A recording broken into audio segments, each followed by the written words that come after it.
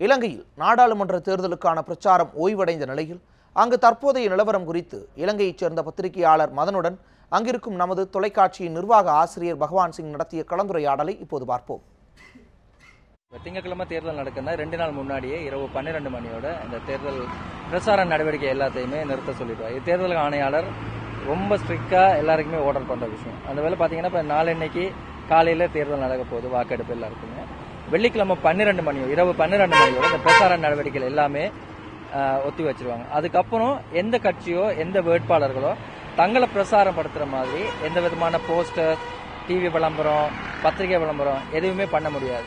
இந்த 2 நாள், அதாவது இந்த சனி ஞாயிற்றுக்கிழமைகள்ல மக்கள் சுயமாக சிந்திக்கிறதுக்காக ஒதுக்கப்பட்டிருக்கிற நேரம். அது ஒரு வாய்ப்பு, சுயமாக சிந்திக்கிறதுக்காக ஒரு வாய்ப்பு. அதாவது வெள்ளி வரையும் அவங்களுக்கு பிரச்சாரம் பண்ணி அவங்களுடைய கட்சி சார்ந்த நலன்கள் அதில் பற்றி பேசலாம். இப்ப இந்த 2 நாள் அதை பற்றி அனலைஸ் பண்றதுக்கு மக்களுக்கு ஒரு சந்தர்ப்பம்.